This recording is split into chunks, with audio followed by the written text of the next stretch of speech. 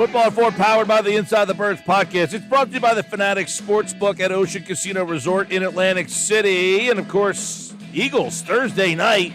You can listen to the game right here on 97.3 ESPN. Eagles, G-Men. Giants team, good defense. New quarterback, Jackson Dart, a rookie. They got beat by the Saints on Sunday. Woof. That's coming off of a win against the Chargers. But the Eagles have their own issues and concerns coming out of the loss to the Broncos. What will it take to beat the Giants? We'll get into that in just a moment. But first, what are some of the concerns coming out of that loss to the Broncos? We bring in Adam Caplan from the Inside the Birds podcast. Adam, we know that this team certainly has got its problems, but what are some of the concerns we have at this stage of the season? You know, it's funny, Mike. Us Philly fans out there, you know, the Phillies who lost last night, we're trying to figure out who to blame here.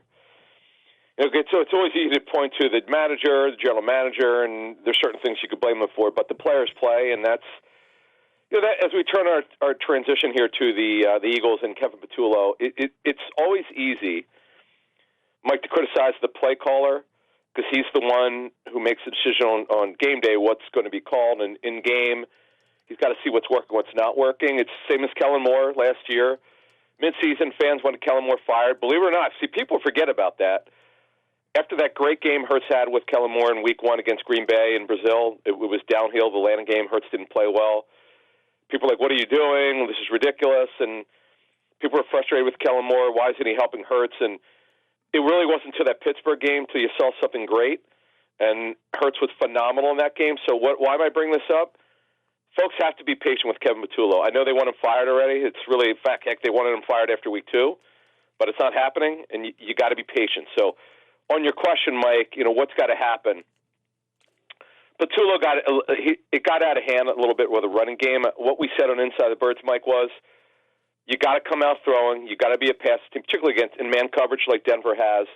Come out throwing. They did.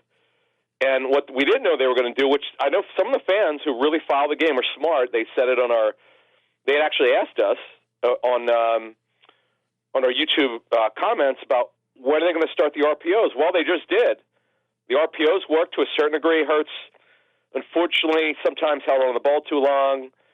The receivers have to come back to the football, which they don't do a great job of. So the passing game is inconsistent, Mike. The consistency of the passing game needs to be there. How do you help it? Get your running game back. I know it's looked bad. It's hard to understand. It's hard to believe. It's somewhat easier to understand when you know how poor the interior of the offensive line's playing. But Mike, they've got to help the quarterback out. And by the way, Hurts has got to be a part of the running game again. That was not what we were expecting last week. Yeah, you got problems in the run game, consistency of that pass game, the interior offensive line. So ultimately here, are some of these things fixable? Because the running game last year, you had 2,000-yard rusher. The passing game last year, I mean, it wasn't explosively great, but you could count on it when you need it to at times. It doesn't seem like you can count on either one of these right now. Mike, here's the problem, okay? And they're kind of connected. Cam Jurgens is clearly not himself, right? We've known that. He had the back surgery. Landon Dickerson, who's got a left ankle sprain, Mike, he doesn't look right. We've mentioned this before in Inside the Birds. He looks a little heavy. He's had 2 surgeries in the same calendar year. That's not good. You worry about Brett Toth. I mean, I give the guy credit. He's been an on and off Eagles roster since 2019. He's ultimately probably not going to be good enough as a backup. They're miss on Trevor Keegan, Mike. I know he's the 5th rounder, but you saw the value of Jack Driscoll, who's a 4th rounder, as a rotational piece, as a guy that if you needed someone to plug and play, if a right tackle was out, if a guard was out, you could stick him in there and he'd play okay. He could get you through 2 to 4 games. That's about it for him. They don't have that guy right now, Mike. That's a problem. This is not a coaching issue. It's not Jeff Stoutland's problem. They're just not physically good enough right now. They're just not good enough in the interior. And Tyler Steen has not been a problem. He's still a work in progress.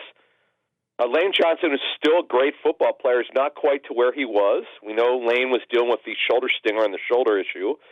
And Jordan Mailata's had some plays each game where I think the timing's been off. So, Mike, as we sum up the 5 starting offensive linemen, it's clearly not nearly as good as last year when they were elite. So No doubt. that's the issue. No doubt. And our buddy Zach Berman put out a tweet that it was eye-popping.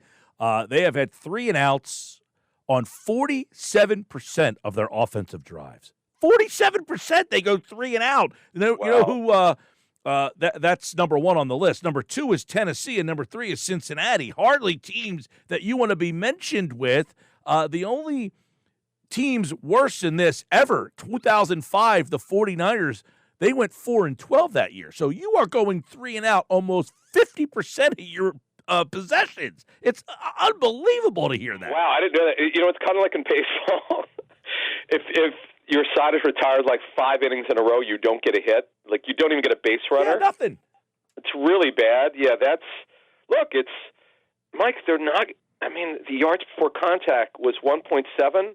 I haven't got this week's. It was actually 1.68 up to a week ago. I haven't got this week's numbers. This is just mind-boggling how bad it is. And the fact that they're 4-1. Yeah. Look, and they've had a tough schedule. Like, someone asked us, let me bring this up. Someone asked us in our Patreon group, right? We have a Patreon chat every Wednesday, which we have tomorrow night.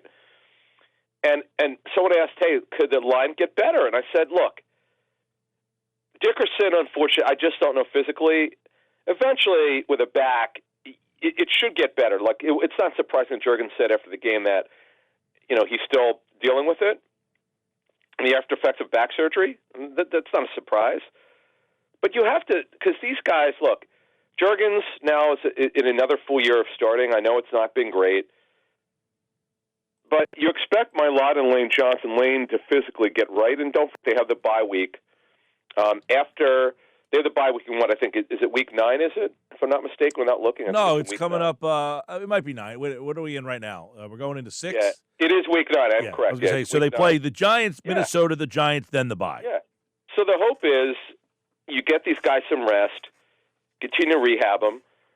My belief is it will be better in the second half, but I would bet the house if we use our own eyes, Mike, that'll never be what it was last season. I just don't see it physically. I agree with that. I just don't see it. You got to accept it.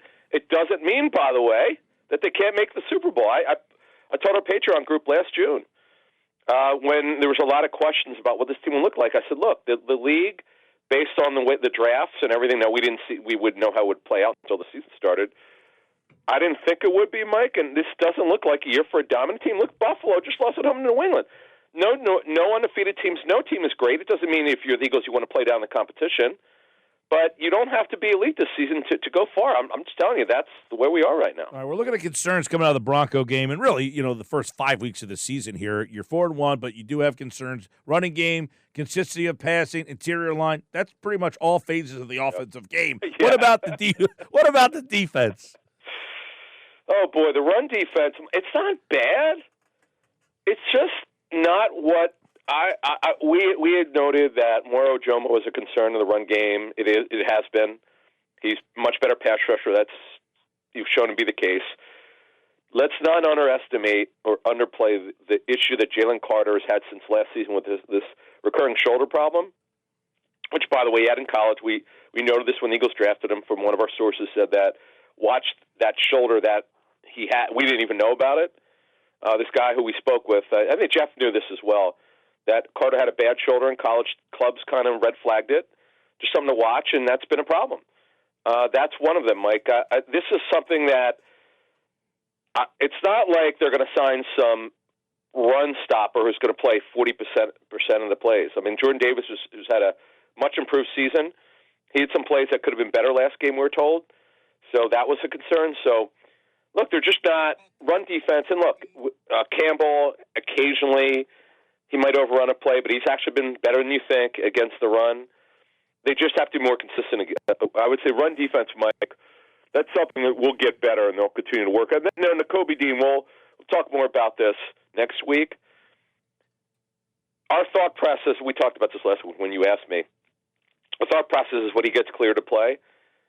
And they don't play a lot of run. They're not a base defense. They don't play a lot of 43. They're not. And Fangio never has. As a matter of fact, Bill Polian told me, the legendary general manager who's in the Hall of Fame, Bill told me, and I asked him about Fangio, like, why did you guys fire him? He said, look, He doesn't run He doesn't run Tampa 2, which is what Tony Dungy ran. More importantly, he doesn't run a 43. He runs a 34. He's run this for decades. He plays a little bit of 43 in their base. That's it. So it's going to be hard to take him out of the lineup, but there's always a way. If Dean is, you can't expect him to be all the way back right now, but once they think they could play him, there'll be a way to get Campbell a little bit of a rest and play Dean a little bit of rundowns. He did get asked about Dean today. He said he might be active this week. We'll see. Didn't really commit to what his role would be when he returns. What are we thinking about, some of the concerns? We had Adoree Jackson seemingly was a concern. Now Ringo, the last 2 weeks, he said possibly Ringo could be the guy there moving forward. Yeah. What do we think about him? So the reason why I thought Ringo would start, a couple things. A, he's healthy. B, he's got length. Now, what we didn't know is they would use Mitchell in man coverage and travel a lot on Sutton, okay? We thought it would be some. We didn't know it would be basically whenever they did it, he would be the travel guy on Sutton. Sutton's got great size, and he got Mitchell a decent amount of times. It wasn't bad, but and then, with the Broncos, as we noted on our pregame show, they're super deep at receiver. And that was something that you have to be wary about. You can't be sticking out a guy like Adoree Jackson that it wasn't quite back. So it didn't surprise me. Now, the reason why Fangio didn't say, we'll stick with Ringo gave us some plays. He was just okay. They didn't throw at him a ton. They threw at him more this game than they did the week before. But again, he's a fourth corner. Adoree Jackson if you had a really good start at corner, you love him to be your third. And then everyone would look better. Backups look better when they don't have to play, Mike. That's the way it is in all sports. And Ringo's just not going to be good enough. We've talked about the stiffness and the inability. We've talked about it for 3 years. We've probably talked about it 50 times about the stiffness. You can't get rid of it. And it did show in a couple plays. And against the run, Mike, if he sees a guy in his area and his hips aren't turned the right way, it's a problem. So this is something, and we'll talk more about this the next couple weeks, this is something to look towards the trade deadline. Cornerback opposite Mitchell is by far their number one need. I'm not saying pass rush is not a need. It is. But corner opposite Mitchell is a major need right now. All right, we just played that sound from Adam Schefter, everybody out there who's expecting about 10 to 12 trades at the trade deadline. Is that right? So he thinks it's going to be really active. We'll see if Howie Roseman gets active. And I mentioned run defense as well. I talked about Ojomo not good enough in that aspect of run defense. You echo it there. What about Ojulari? He didn't play the first 4 weeks and then got more snaps than Uche. I joked on our show with Greg Cosell, the Inside the Tape show that dropped today, which is, by the way, folks, just understand, we're pointing out what doesn't look good. They yell at Greg Cosell in the comments because Greg is critical of Hurts. He's not trying to be. He's telling you this is what it looks like. The tape tells him what it looks like. It's nothing personal. If Hurts if Hurts played out of his mind, great. This would have been the Jalen Hurts show. That's just the way it is. Until he plays consistently well, the clips that we show aren't always going to be good. That's just the way it is. I just want to say that. But the guy that we did talk about briefly, Azeez Ojulari, looked really good. Now, he played way more. We played about 40% of the defensive snaps. That shocked me. Now, as Vic said, he was asked today. You heard his press conference. It's because he played well. He left him in. Good for Vic. Now, clearly, as we talked about at the start of the season, he didn't have a good training camp. He had a couple good snaps in a preseason game against the Jets. That was it. So he didn't deserve to be on the field. And that you earn what you get. You get it by performing in practice. He didn't. They were down 2 edge rushers. He had to play, and he did a good job. Now, are we expecting 40% of defensive snaps every week? No. But he did a good job, and he's got incredible length, and boy, can he dip. That was really interesting, and that's a good offensive line he did a good job against, and they face a very suspect offensive line this week with the Giants. All right, let's take a look at the Giants because they beat the Chargers 2 weeks ago and then lost to the Saints last week. So who are the New York Football Giants? What do you need to do to kind of beat them on Thursday night? Mike, they have a really good front. They are not good at corner at all. They benched Deonte Banks, a former first-rounder out of Maryland. A lot of people around the league were wrong on him. There are a lot of people that Jeff and I talked to for that draft that loved him, and he just has not performed there. Cordell Flott has no reason to be starting, but he is. When the Eagles throw, they got to go after him. That's a guy you have to target in a pass game. That's what we expect. They're really good at safety, really good front. You can run against the Giants. I mean, you can do that. And you have to dominate the Giants' right side of when the Eagles are on defense. You got to dominate that right side. Jermaine Illuminor has been he's a journeyman right tackle guard.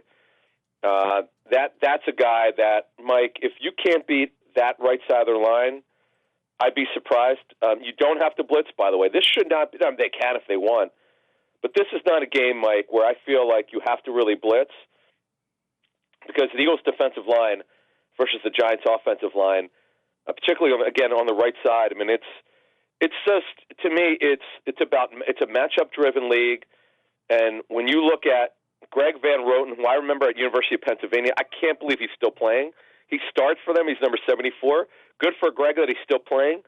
Eagles have to win those matchups with the Eagles' left side versus their right side of the offensive line. All right, we'll be recapping it on Friday when Adam Caplan's back right here. It's a Thursday night game. You can listen to it on 97.3 ESPN. And I talked about this before. The Giants stink. However, they do have a pretty talented defense, maybe not the best team on a short week to try to get your offense right against. You are correct, Mike. There are a lot of advantages there, and let's see if they take care of it. Well, we'll certainly be breaking it all back down Friday when Adam's back here on Football at 4 here on the Sports Bash. All right, Adam. Thanks, buddy. Thank you.